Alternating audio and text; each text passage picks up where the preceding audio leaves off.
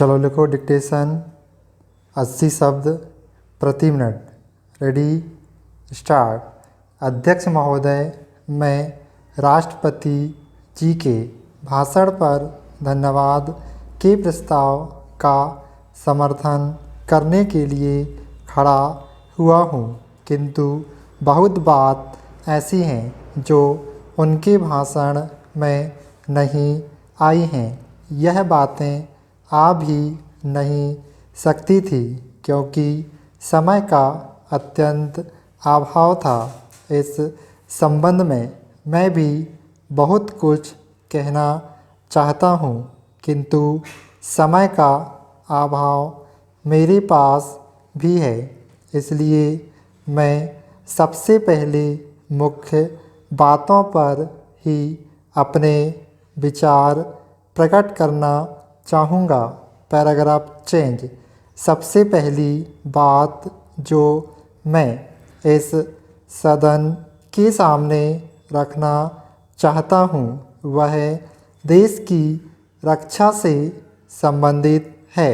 इससे पहले हमारी पड़ोसी देशों से बड़ी बड़ी लड़ाइयाँ हो चुकी हैं। इन लड़ाइयों के फलस्वरूप हमारे देश के कई भागों को उन्होंने अपने कब्जे में रखा हुआ है, किंतु हमारी सरकार ने उन्हें हटाने के लिए कोई प्रयत्न नहीं किए हैं।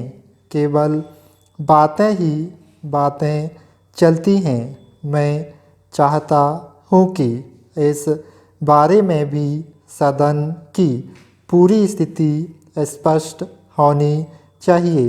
दूसरी बात मैं यह कहना चाहता हूँ कि विदेशों के साथ हमारे संबंध ऐसे होने चाहिए जिनसे हमारे ऊपर जब कोई हमला करे तो हम नहीं कह सकें कि कौन हमारा दोस्त है, कौन हमारा मित्र है और किसका भरोसा हम नहीं कर सकते हैं। किंतु आज तक ऐसा देखा गया है कि जब कभी हमारे देश पर ऐसे संकट की स्थिति आई है तो हमें अपने ही पैरों पर खड़ा रहना पड़ा है और कोई भी हमारे साथ नहीं आया है।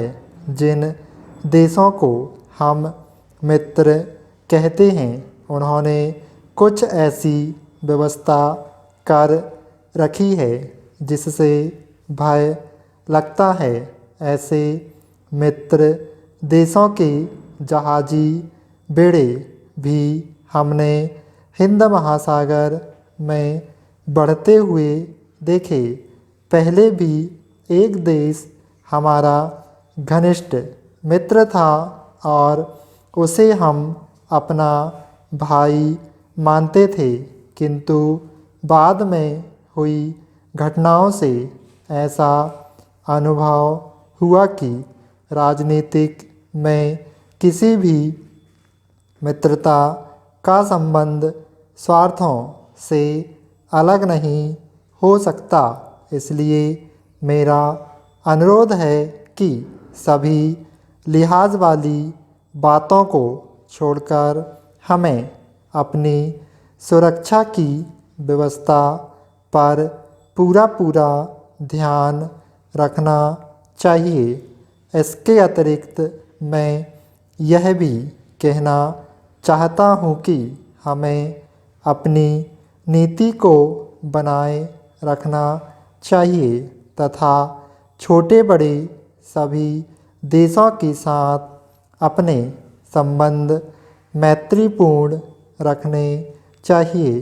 कभी कभी देखा गया है कि इस संबंध में हमारी सरकार बिल्कुल एक तरफा निर्णय ले लेती है, जिससे ऐसे देशों के साथ संबंध कायम रखने में कठिनाई होती है।